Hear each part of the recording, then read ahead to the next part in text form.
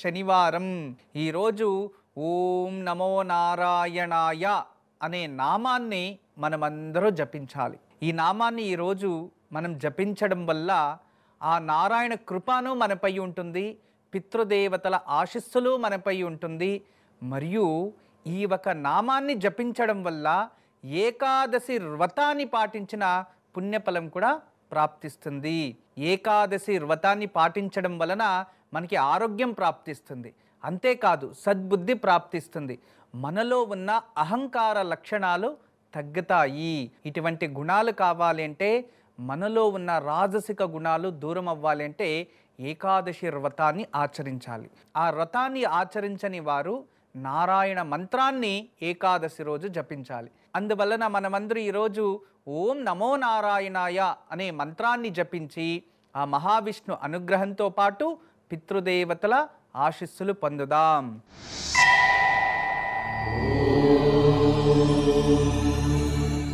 ఓం నమో నారాయణాయ.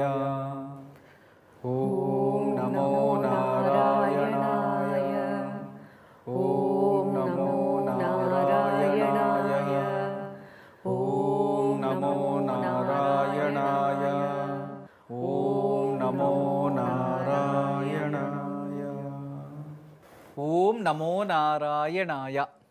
ఈ మంత్రం చాలా విశేషం. ఈ మంత్ర ధ్యానాన్ని ఎవరైతే ప్రతినిత్యము ఆచరిస్తారో వాళ్ళకి సహనము మరియు ఎటువంటి క్లిష్ట పరిస్థితుల్లో అయినా దానికి పరిష్కార మార్గాన్ని వెతికే శక్తి మనకి ప్రాప్తిస్తుంది. ఇదే ఈరోజు మంత్రబలం.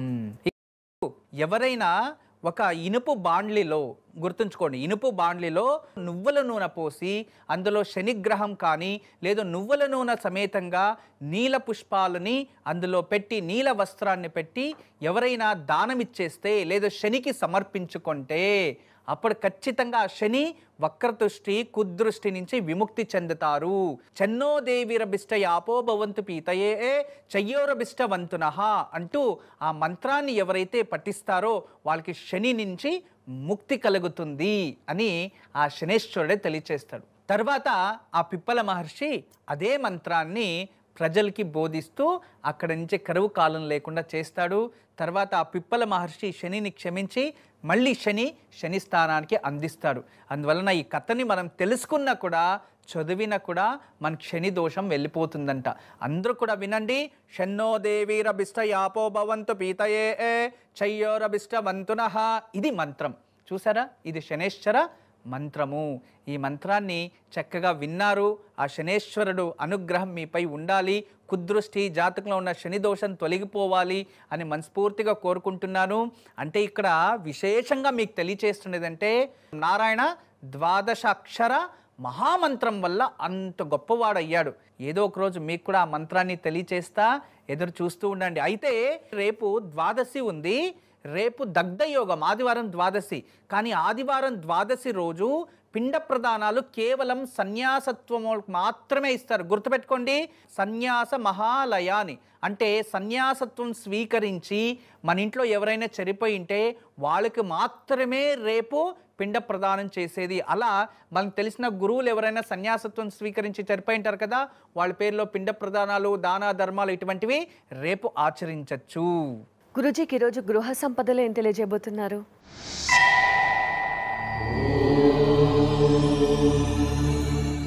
ఈరోజు గృహ సంపద, గృహంలో అదృష్టాన్ని ఇచ్చేది. అవును కదా, గృహ సంపద మనకు అందరికీ కూడా. సంపద అంటే మీ ప్రకారం డబ్బు అనుకుంటారు కదా, నా ప్రకారం ఆరోగ్యం. ప్రపంచంలో ఎవరైనా శ్రీమంతుడు అంటే ఆరోగ్యంగా ఉన్నవారు మాత్రమే. మీకు అందరికీ కూడా ఈరోజు ఒక దివ్యమైనది తెలియచేస్తున్నాను, చూపిస్తాను కూడా. మృత్యుంజయ మంత్రం లేదా మృత్యుంజయ యంత్రం లేదా మృత్యుంజయ చక్రము అంటాం. ఏంటి దాని అర్థం అంటే మృత్యుని జయించాలి. మృత్యు అంటే అంత్యము అని, మృత్యు అంటే జయము అంటే మన శరీరంలో కూడా రోగము అనే దాని నుంచి జయించడం, రోగాన్ని జయించడమే మృత్యుంజయ. ఏదైనా భీకరమైన ఏదైనా జరగాలంటే దాన్ని జయించుకోవడమే మృత్యుంజయం అంటాం. అంత గొప్పది. అయితే మనకందరికీ కూడా ఆరోగ్యంగా ఉండాలి అంటే మృత్యుంజయ చక్రము మరియు దాని ముందు విశేషంగా దాన్ని తయారు చేసి మనకి అన్ని చోట్ల లభిస్తాయి అవి. మీరు దాని ఇంట్లో పెట్టుకోవచ్చు. ఎటువంటిది అంటే మృత్యుంజయ యంత్రంతో పాటు స్వస్తిక్ ఉండాలి. మనము కారులో ఎక్కడో వెళ్తూ ఉంటాం, యాక్సిడెంట్ అయితే అందరికీ ప్రమాదమే కదా. అందుకే కారులో ఏ దేవుణ్ణి పెట్టాలి అనేది వద్దు. ఎందుకంటే కొందరు గణపతి అంటారు, కొందరు ఆంజనేయ స్వామి అంటారు, ఇంకొందరు ఇంకోటి అంటూ ఉంటారు. ఎందుకంటే అర్జున రథపై ఆంజనేయ స్వామి ఉండే, దాన్ని చూసి ఆంజనేయ స్వామి అన్నారు అందరూ. తర్వాత లేదు గణపతి అన్నారు. కానీ ఇవన్నీ కాదు, కేవలం సింబాలిక్తోనే అన్ని ఎనర్జీలు వస్తాయి. కేవలం స్వస్తిక్ మీకు తెలుసు కదా, ఆ స్వస్తిక్ చతుర్వేదాలు ఉన్నాయి, స్వస్తిక్లో పంచభూతాలు ఉన్నాయి, స్వస్తిక్లో 4 దిక్కులు, తూర్పు పరమట ఉత్తర దిశ, 4 దిక్కుల నుంచి వచ్చే శక్తిని అది గ్రహించి నెగిటివ్ శక్తిని దూరం చేస్తుంది. అందుకే 4 మధ్యలో మన స్థిరత్వము అని అర్థం చేసుకోండి. 4 దిక్కుల నుంచి కూడా మనల్ని కాపాడుతుందంట.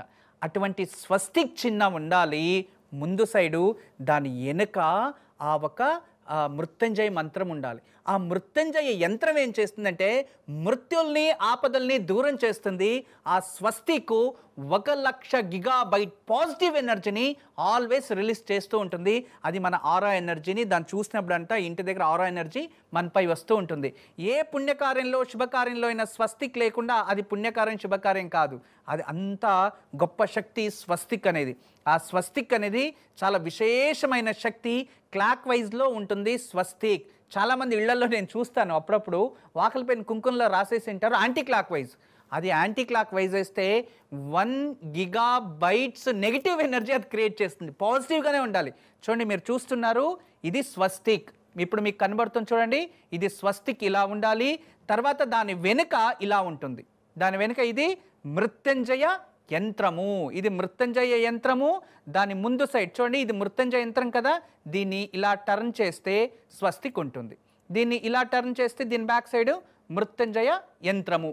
ఈ ఒక స్వస్తిక్ని దీన్ని మనము ఇంట్లో దేవుడి గదిలో పెట్టచ్చు. ఇదే విధానంగా ఇదే స్వస్తిక్ని మీరు చూడండి, ఈ స్వస్తిక్ ఉంటుంది కదా, మనకి ఏదైనా కారులో ప్రయాణం చేసేటప్పుడు ఈ కారులో మన వైపు అంటే మనం లోపల ఇక్కడ డ్రైవర్ ఇక్కడ ఉంటాడు, మధ్యలో దీన్ని ఇలా పేస్ట్ చేసుకుంటే చాలు. దీని కింద ఇలా ఉంటుంది కదా, దీన్ని టేప్ వేసి ఇలా పెట్టేస్తే వెనుక రోడ్ వైడ్ మృత్యుంజయ యంత్రం ఉంటుంది, మృత్యు లేకుండా కాపాడుతుంది. మనలో స్థితి ప్రజ్ఞ పెంచుతుంది, మనకి పీస్ఫుల్గా ఉంటుంది, కామ్ఫుల్గా ఉంటుంది. 4 దిక్కు నుంచి ఎటువంటి నెగిటివ్ ఎనర్జీ కూడా రాకుండా కాపాడుతుంది. అందుకే చాలాసార్లు చూడండి అమావాస్య రోజు యాక్సిడెంట్లు ఎందుకు జరుగుతాయి? It's basically science. ఎందుకంటే గ్రావిటేషన్ ఎనర్జీ డిఫాల్ట్లో ఉంటుంది. అందుకోసం ఇక పౌర్ణమి రోజు గ్రావిటేషన్ ఎనర్జీ డిఫాల్ట్లో ఉంటుంది.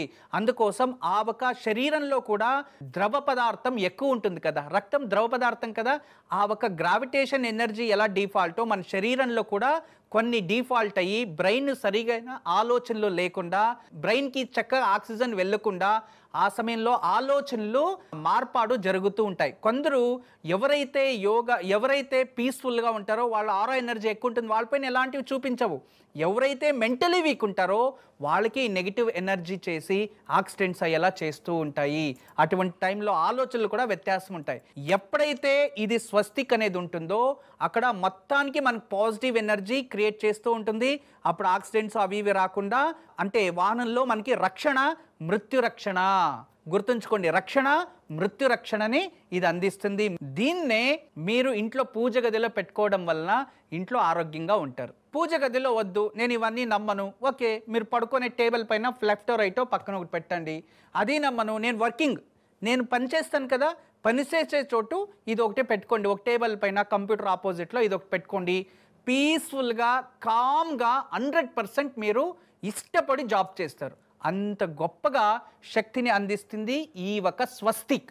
ఇది ఆరోగ్య రక్షా కవచ్, లేదు అంటే వాహన రక్షా కవచ్ అని చెప్పచ్చు దీన్ని. అటువంటి గొప్ప గృహ సంపద. నాకు తెలిసినది సంపద, గృహ సంపద అంటే అందరూ ఇంట్లో ఆరోగ్యంగా పీస్ఫుల్గా కామ్గా ఉంటే అప్పుడు ఏ పనైనా ఎంత కష్టమైనా మీరు చేస్తారు. రేపు దివ్యమైన పూజ మీకందరికీ కూడా. రేపు ద్వాదశి తెలుసు. రెండోది రేపు దగ్ధయోగం. దగ్ధయోగంలో ఎటువంటి ముహూర్తాలు ఉండవు, కానీ ఇప్పుడు పరిస్థితి ఏంటంటే పౌర్ణమి నుంచి అమావాస్య వరకు మధ్యలో ఈ ఒక పితృపక్షాలు ఉంటాయి. ఈ పితృపక్షాల్లో ఎటువంటి ముహూర్తాలు ఇటువంటివి లేవు.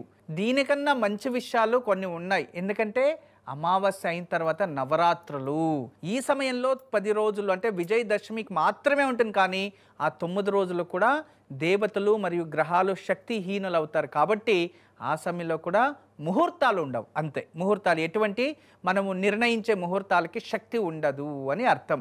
అందువలన ఇప్పుడు కేవలం పితృదేవతల ఆరాధన మాత్రము, తర్వాత సాధన చేసేవారు మరియు శక్తిని పొందేవారు, నేచర్లో ఉన్న అద్భుతమైన శక్తిని పొందేవారందరూ, నవవర్ణ మంత్రాన్ని పొందేవారందరూ కూడా నవరాత్రి సమయంలో జపించవచ్చు. 3వ తేదీ నుంచి శరన్నవరాత్రులు ప్రారంభమవుతుంది.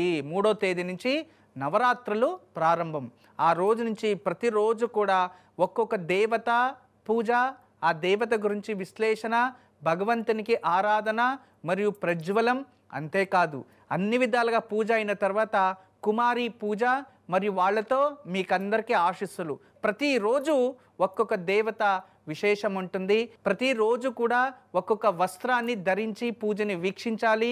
అటువంటి వస్త్రాన్ని ధరించి పూజని వీక్షించడం వల్ల, మీరు జపించడం వల్ల మీకు శరీరంలో సప్త చక్రాలు జాగ్రత్త వ్యవస్థకు వచ్చి రోజు రోజుకి దైవశక్తి అనేది పెరుగుతుంది.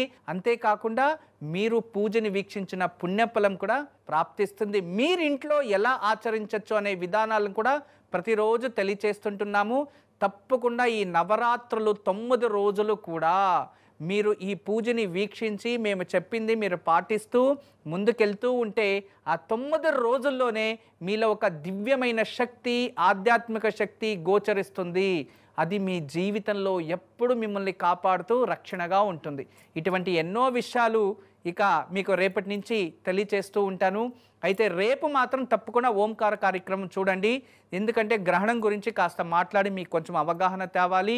మరియు రేపటి నుంచి ప్రతి ఆదివారం రోజు తారాబలము అంటే నక్షత్ర ఫలము అని, మీ నక్షత్రానికి తగినట్టుగా ఈ వారంలో మీకు ఎలా ఉంటుంది అనే దాన్ని తెలియచేస్తా. దీన్ని నక్షత్ర ఫలము అంటాం. రాశి ఫలాలు కాదు, నక్షత్ర ఫలాలు. ఈ ఒక నక్షత్ర ఫలాలు అంటే 3 నక్షత్రాలకి ఒక్కొక్క ప్రతిఫలం ఉంటుంది. అలా 3 నక్షత్రాలని 9 చేస్తే 27 నక్షత్రాలు అవుతాయి.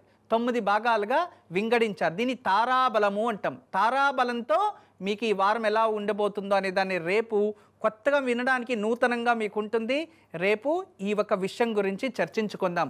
అయితే రేపు ఉదయాన్నే లేచిన వెంటనే సర్వ గురుదేవులకి, అంటే మనకి ఎవరైనా మంత్రం బోధించినా, ఎవరైనా మన గురువులు స్వర్గస్థులంటే వాళ్ళందరికీ కూడా ఓం నమో సర్వలోక గురువే, ఓం నమో సర్వలోక గురువే అంటూ ఆ ఒక సూర్యుని నమస్కరించి ఒక చెంబులో నీళ్లు పోసి అందులోకి ఒక మందారపు లేదా ఎర్ర పువ్వును వేసి సూర్యునికి అర్ఘ్యమిస్తూ తదుపరి ఈ నామాన్ని ఒక 7 సార్లు ఉచ్చరిస్తే మన వంశంలో ఎవరైనా సన్యాసత్వం స్వీకరించింటే వాళ్ళకి మనం తర్పణము వదిలిన పుణ్యఫలం కూడా ప్రాప్తిస్తుంది. తదుపరి రేపు ఉదయాన్నే మీరు ఇంట్లో నారాయణ మంత్రాన్ని ధ్యానం చేసుకొని నారాయణకి పూజించి ఇంట్లో సాదము అంటే అన్నం, వాటి కాస్త తీసుకొని దాంట్లోకి ఒక చిటికెడు నువ్వులు కలిపి ఒక ఆకుపై పెట్టి దాన్ని నారాయణకి నైవేద్యం చేసి దాన్ని తీసుకెళ్ళి ఇంతే 7 మెతుకులు లేదా 10 మెతుకులు ఏదో ఇంత ముద్ద దాన్ని తీసుకెళ్ళి ఇంటి బయట లేదా ఇంటిపైన టెర్రస్సు లేదా చెట్టు మొదల్లో లేదా నీటిలో లేదా గోవుకి పెట్టేయచ్చు. ఇలా రేపు చేస్తే ఎటువంటి బ్రహ్మహత్య దోషాలున్నా, ఎవరైనా దేవత శాపాలు మీకు ఇచ్చింటే, లేదా ఎవరన్నా సాధులు సత్పురుషులు సన్యాసులు ఎవరైనా మీకు శాపాలు ఏదైనా పెట్టింటే దీనివల్ల దానికి ముక్తి ప్రాప్తిస్తుంది. అద్భుతమైన పూజ రేపు, దివ్య పూజ. దీన్ని తప్పకుండా ఆచరించండి. కొన్ని కర్మల నుంచి విముక్తి పొందొచ్చు. గురుజీకి ఈరోజు ఆదిక్షేమలు ఏం తెలియజేయబోతున్నారు?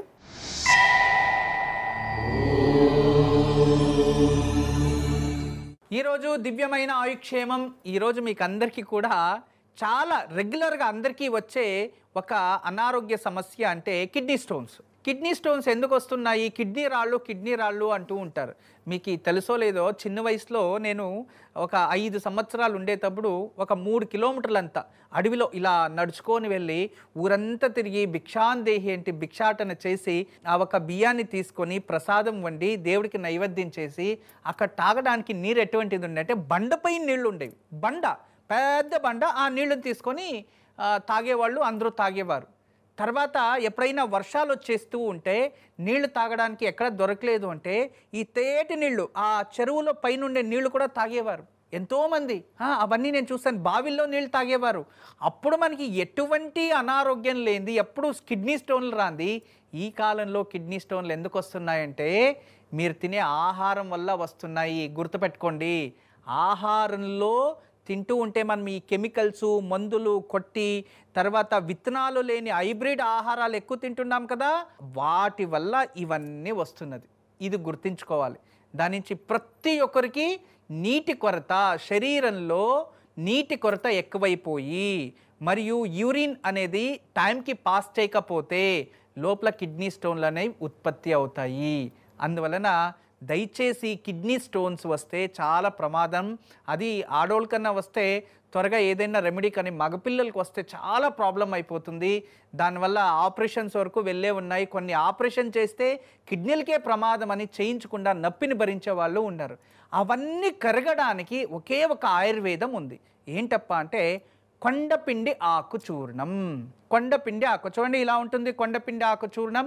దీన్ని రోజు 1 టీ స్పూన్ ఉదయం ఆహారం తినిన తర్వాత గోరువెచ్చని నీళ్ళల్లో 1 టీ స్పూన్, రాత్రి ఆహారం తినిన తర్వాత గోరువెచ్చని నీళ్ళల్లో 1 టీ స్పూన్, డైలీ 2 సార్లు ఒక 4 నుంచి 6 మాసాలు సతతంగా స్వీకరిస్తూ ఉంటే మీలో ఎటువంటి కిడ్నీ స్టోన్స్ ఉన్నా రోజు రోజుకి అవి కరిగిపోతాయి. చూడండి, పడిపోవడం కాదు, అవి స్లోగా కరిగిపోయి ఆ మూత్ర విసర్జన రూపంగా ఆ మినరల్స్ బయటకు వచ్చేస్తాయి. అంటే ఆ మినరల్ అంటే ఏది, ఆ రాళ్లే మినరల్స్గా అంటే నీళ్ళలాగా కరిగిపోయి బయటకు వచ్చేస్తాయి. అప్పుడు కిడ్నీకి ఎటువంటి సమస్యను ఉండదు, కిడ్నీ స్టోన్స్ ఉండవు, అప్పుడు ప్రశాంతంగా ఉండొచ్చు. ఈరోజు దివ్యమైన యోగక్షేమం.